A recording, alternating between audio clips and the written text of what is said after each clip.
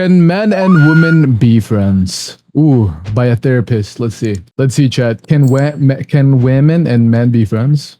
Today, we're going to talk about one of the internet's favorite questions. Can men and women actually be friends? Now, I'm of the mind that the answer is absolutely You're late, yes. Pastel. People can be friends. But it requires a skill set that not all Sorry, of us it's were like taught. 1 a.m. for me, And so on the bye. other side, Okay, there's people Chroma. who believe that men and women can't Make sure be you sleep. friends. And there's always going to be some kind of attraction that carries a risk. Because you guys may have heard of this scenario, right? You're dating someone who is your romantic partner, and they have a friend. And you're kind of worried about their friend. You can sort of tell that their friend is into them, but they're like, oh no, they're friends. We've been friends for years. There's nothing going on. And then after y'all break up, 3 months later, 6 months later, lo and behold, they're actually in a relationship. And the scary thing is there's a lot of truth to that as well. So in order to navigate this question, I'm sorry, I might have taken a longer nap today. It's okay. We're actually going to explore both of those paths. What is a friendship? What does a platonic friendship look like? And what's the deal with all these people in the friend zone who end up dating later on? Have a nice rest of the stream. Let's start with the side nice of men day. and women can be friends. But this requires a skill set that is different that not everyone has. Hope you're doing well today. I am. I feel like a new man. I'm fresh. I'm fresh out of the shower. Sex relationships. Now I'm not stinky. You guys are stinky. Here, okay? I'm a fresh guy. If you grew up with your mom having male friends that she was close to, or your dad having female friends that he was close to, there's a good chance that you internalized a lot of the skills that they utilized. And this may be subtle things, right? So you notice that your mom, while she may have had female friends and male friends, she was way more touchy with her female friends than she may have been with her male friends. There are all kinds of subtle boundaries that are a part of this template of a cross-sex relationship, which explains why it's so easy for some people and so difficult for others, because a lot of this stuff gets baked in when we're So it's all about boundaries. So what kinds of skills do these entail? The first thing that I think is really important is actually emotional regulation. I'm a psychiatrist, and on this mental health channel, we always talk about emotional regulation, but let's understand what we mean by this. I got my watch streak despite missing yesterday's stream. Friends? Well, because at some point, someone's going to catch yesterday. Feelings, right? That's the main argument. At some point, shame. Start getting attracted to this person, you'll start maybe falling in love with them. And this is a key thing to understand. If you fall in love with someone, yesterday, though, what are your options? So this is what I mean by emotional regulation. Love is an emotion, right? At its core. For the most part, there's at least an emotional component to it. And so if you can manage your anger and not give in to your anger, so I'm pissed at someone, but I'm going to go ahead and hold my head up high. You did stream yesterday. I did not stream yesterday. If I'm feeling sad or depressed and I don't feel like getting out of bed, but I'm able to. Did I stream yesterday, chat? Am I crazy? I feel like I didn't stream yesterday. Anyway, then those emotions do not dictate my life. And this is where love is no different, right? So if we kind of think about it, everyone's all for emotional regulation of sadness. If I feel ashamed, Dr. K, how do I hold my head up high? If I feel like I've got low self-confidence, how do I build that self-esteem? What are the techniques of emotional regulation to deal with these emotions? But when it comes to love, we don't think about this as something that needs to be emotionally regulated. And in the same way that I can regulate my anger, it no longer controls me. I can also regulate my love, and it no longer controls me. So a huge deciding factor is when you catch feelings, what is the way that you deal with those feelings, right? Some people will pull away, which can be a healthy thing to do because we don't want to foster those feelings. Another important skill that you can have is having a conversation about it, right? So can you go to this friend of yours and have a mature conversation as friends and say, hey, I noticed that like I'm starting to have some romantic feelings towards you. And this is important to understand. If you're truly friends, this does not have to be like a confession, right? Which is what a lot of people default to. I think it's a terrible move. Just going to your friend and saying like, hey, I'm catching some weird feelings, wondering if you're experiencing anything similar. We as friends, how are we going to navigate this, right? And you're not trying to tell them, hey, I want a relationship with you, which by the way is another really basic skill. If you catch feelings, do you need to follow them? If you feel lust, is that something that you're defaulting to gratifying? And what I find in a lot of people who struggle to have cross-sex relationships is that they're not able to have conversations. They're not able to regulate their emotions. And if they catch feelings, that means they need to act on them. But then we have another problem, which is that we sort of think that, okay, once I'm in love, then I will stay in love, right? Like this feeling will grow and grow and grow, and this will be torture, so I need to pull out of this relationship. Totally. I'm really fine to do invested that. in this But therapy this is where speak. we also have to understand something else about emotions, which is that they tend to equilibrate over time. One of the biggest problems with relationships is that we fall in love and then we fall out of love. The spark from the relationship disappears. And in fact, that is more Take notes, guys. common Take than notes. the spark staying, right? So the average person will date several people that they feel some degree of chemistry, some degree of attraction, but then over time that attraction will kind of putter out, will wane. I work with a lot of married couples who have been together for 10 years, 15 years, 20 years, and they've started the process of falling out of love. About 50%, 40 to 45% of relationships end in, or marriages end in divorce. And a big part of that is that people fall out of love. This is a less known statistic. 100% of divorces started with a marriage. So if you don't want to get divorced, don't get married. So just because you are catching feelings doesn't mean that those feelings will continue to grow. You can talk about it. You can manage those feelings. You can do some meditation. You can spend some meaningful time with your significant other over here. There are a lot of things that you can actually do to manage those feelings. Second thing to keep in mind is that over time, generally speaking, if you catch feelings for someone, You know what? You're right. I am right. I'm always right. It usually requires investment on your part to maintain that feeling of love. The first stage of love is governed a lot by dopamine, right? So their presence is, oh my God, the thought of them, I'm so, like, you just get this dopamine trickle in your brain when you're in their presence. Just being in their presence feels amazing. Oh my God. I can't, the touch to just brush against them. It's also expensive. In my skin. Oh my God. Just get married like in the courtroom. But when people are in a relationship for 20 or 30 years, that feeling usually does not persist. What we know about long-term relationships is that you need to add other kinds of love. Oxytocin love, which is a sense of bonding, a sense of connectedness. There's also types of love that involve sacrifice, planning together, living together, having nurturing things that kind of tie you together, like having kids or starting a business or whatever. So we know from the science of love, which you guys can see more about in Dr. K's Guide to Love, Sex, and Relationships, is that there are several different kinds of love, several different phases of attraction. And actually, the most common thing is for us to catch feelings for someone, and then over time, those feelings will wane just like any other emotion will. So if you're able to regulate your emotions, if you're able to have conversations with your friend, if you're able to observe boundaries, so this is also something that I'm kind of careful about, which is that if I'm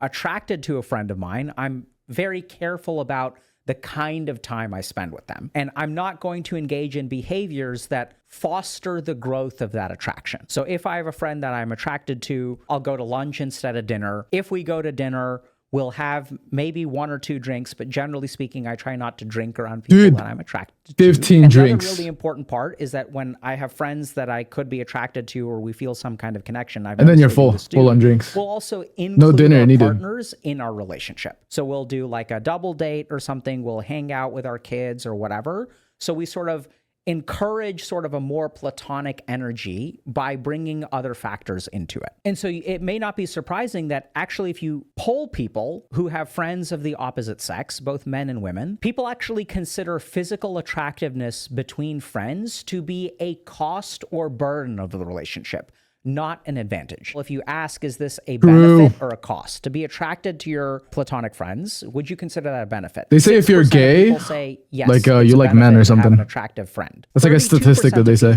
5 times as many people will say that being attracted to your friends is a cost or a burden on the relationship. So it does get complicated if you're into them, but generally speaking, a lot of people are capable of having platonic relationships without any romantic involvement. But what's the flip side of the argument, right? Because there are a lot of people who say men and women can't be friends, and there's the one that your boyfriend or girlfriend told you not to worry about, which you know you should worry about. So this is what's really fascinating. If you look at the way that most relationships form, this is kind of not counting online dating because that's a different kind of environment. But if you look at the organic way that relationships form, in one study of 1,857 people, 70.3% of these people said that they were friends first before they engaged in a romantic relationship. So well, yeah. Friends first initiation as an intentional or unintentional relationship strategy in study 4. Response option. Intentionally became friends with my past partner because I was attracted romantically interested in them. Past partner. My partner intentionally became friends with me because they were attracted romantically interested in me. We became friends and then became attracted romantically interested after getting to know each other. I feel like that's a common thing. Aren't you like friends first and then wait, I don't know. I'm not really in the dating scene, guys, since I'm married. I feel like it's like obviously you're gonna be friends first. How else are you gonna feel attracted to this person that you don't know? But then again, there are like apps like Tinder or that's all I know. Thirds of people, over Is Tinder still a of thing? relationships start as friendships. Okay. Other interesting thing is that the average I duration met my husband of on friendship Tinder. is So you're not a C. 21.9 months.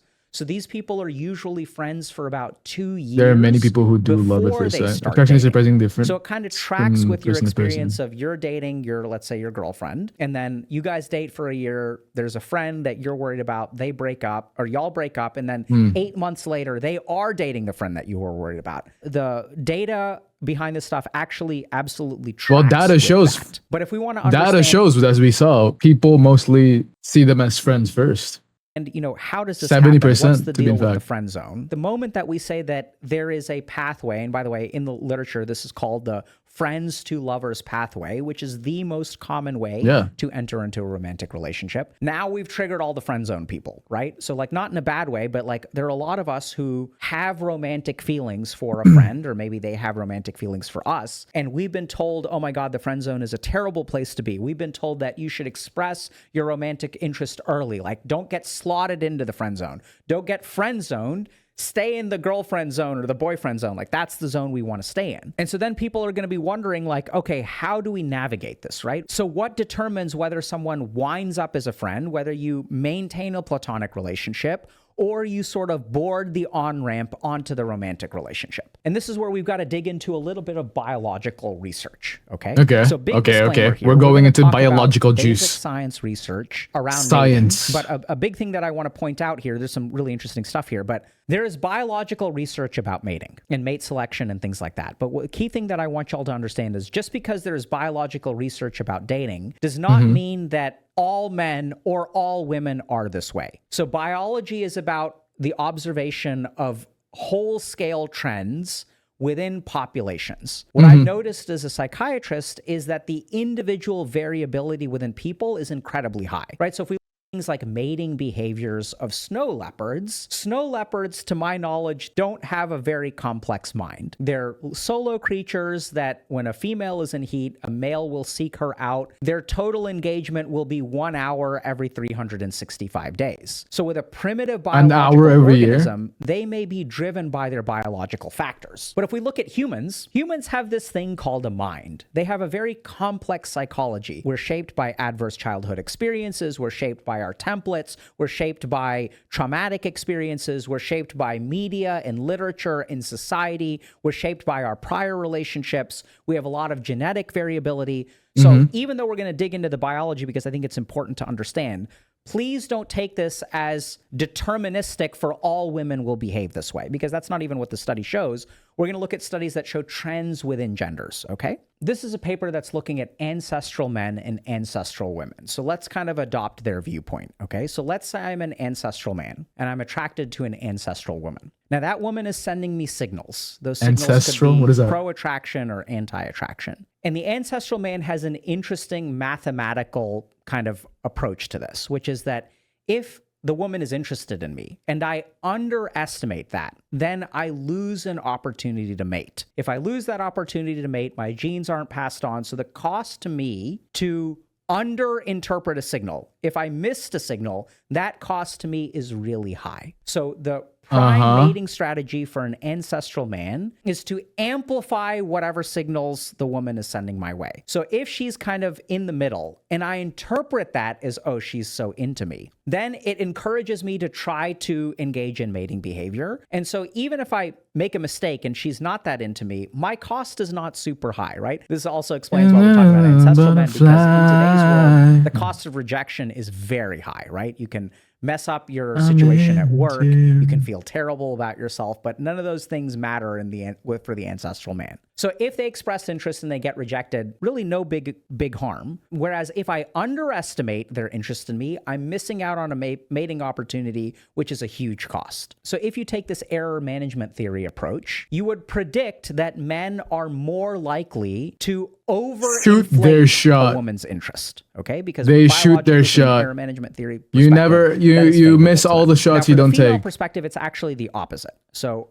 I'm a woman, there's a dude who appears to be into me. If I amplify that signal, he's not actually that into me, but I think he's really into me. If I make a mistake, this is called a false positive error, where I believe he's into me, but he's not that into me. And then we end up engaging in mating and he's not committed to me and then moves on, then I'm left with a huge problem because now I'm a solo mother, very hard to survive. Whereas if I underestimate their interest, oh, he's not really that into me. What that actually encourages the male to do is demonstrate their commitment in an amplified way. So there are 10 dudes who are all into me. I don't think any of them are really that into me. And the signal that I'm actually going to receive is the guy who goes the furthest, the guy who gets me flowers, gets me a box of chocolates, really demonstrates their commitment in a hyper elevated way. Okay. So error management theory would predict that women will underestimate attractiveness and men will overestimate attractiveness. And they actually did a study to test this hypothesis, and they found exactly what error management theory would predict. When we're looking at a man, we are likely to underestimate their commitment, to hypothetically induce amplified signals of commitment. And when we are looking at a woman, this feels like such irrelevant information for me, I'll be honest.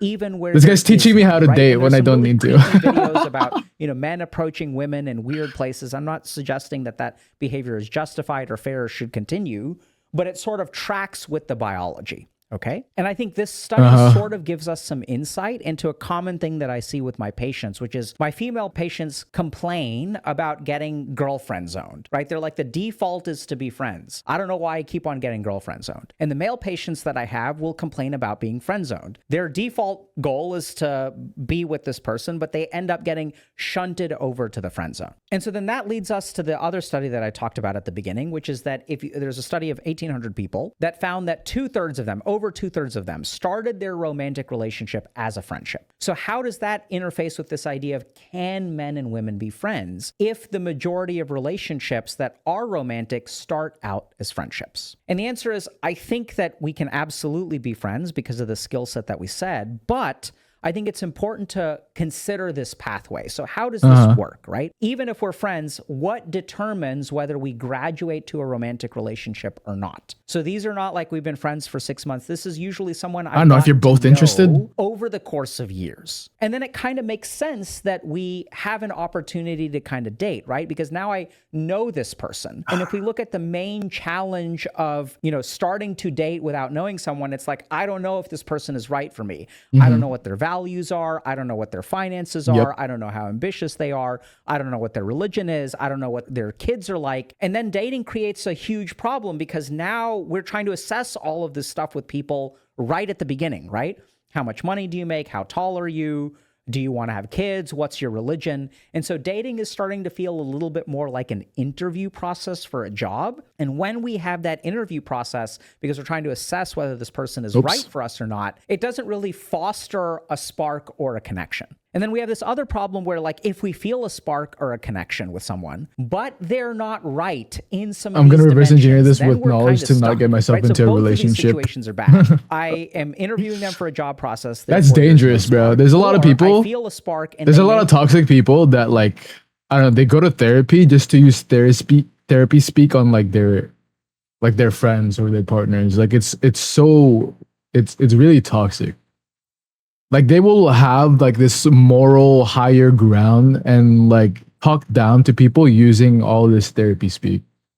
I agree. May not be right in some of these dimensions. Both of these are problematic situations, which is why the friendship to lovers pathway is so appealing, because I actually know this person for a couple of years. How likely are they to cheat on me? I may have observed that with their prior girlfriend, their priir boyfriend. Just I know woke what their up. values are. I know how my we gosh, get you along. overslept like We're crazy. clearly able to maintain a friendship. We have a healthy amount of trust and connection. So we're actually checking a lot of those boxes ahead of time, and then we graduate to a romantic relationship. And then the question becomes, what determines Boss is whether gone. you graduate Oh, to you a were romantic working. relationship? And this is where I think a lot of the people in the friend zone get really frustrated because they're missing one or two really important points. If you look at studies on the friendship to lovers I just dislike when people what do we that. tend to if only find is that because it both also doesn't let you address parties problems on a consider personal each level. other quite dateable from the You get-go. like So there you is don't attraction like. I think it's from the one of the things like when you're a therapist, like they teach you to not talk to the people you know in therapy. Like don't talk to the people you know and you're having an argument with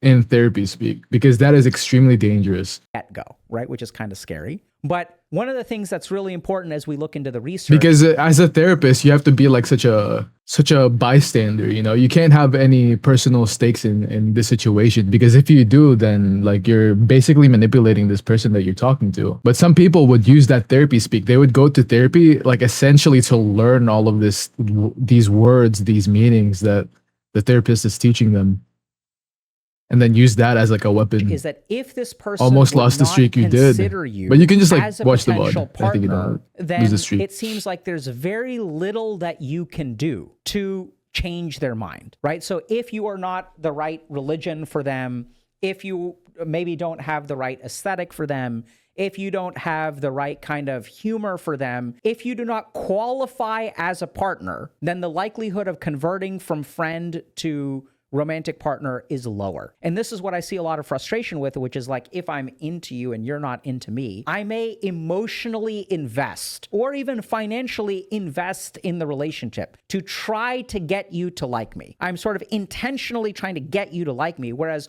what we see from the friends to lovers would have pathway James is that Steele a lot of understand those because it's boxes are counterintuitive, especially if the other inherently person can't checked. understand So the it. scary thing is it's not clear that you can invest in the relationship to get this person to like you, which is a lot of the advice that we kind of hear. The other interesting thing is we see the merit of a lot of the advice that we hear as well, which is kind of work on yourself. So the right move for the friends to lovers pathway is not to try to get this person to like you, but to try to become something that people find attractive. So I started having this friend, we've been friends clicked for on 3 this years. thinking and over the it was course of a that face 3 cam. years, It how is. am I investing my time? Am I investing it in That's me, getting guys. you That's flowers, real. picking you up from the airport, being there for you all the time? And am I investing in the relationship, or am I investing into becoming something that people find attractive? Am I spending my time at the gym? Am I becoming ambitious? Am I becoming career driven? Am I developing as a human being? Am I doing some looks maxing, fixing my hair, upgrading my fashion, cleaning my apartment,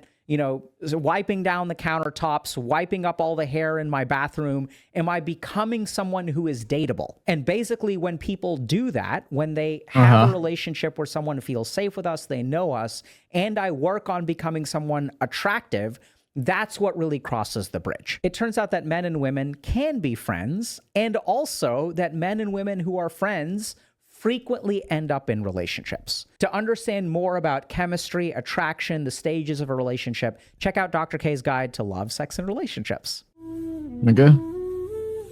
Yeah, I mean, he basically told us what we already know. You can't be friends, but, most likely than not, well, yeah, 50-50. Because a lot of relationships, apparently 70% start as friends. Sometimes my freaking mouse wheel does not work. But everyone in the friend zone get cats implanted instead. That's what I'm saying.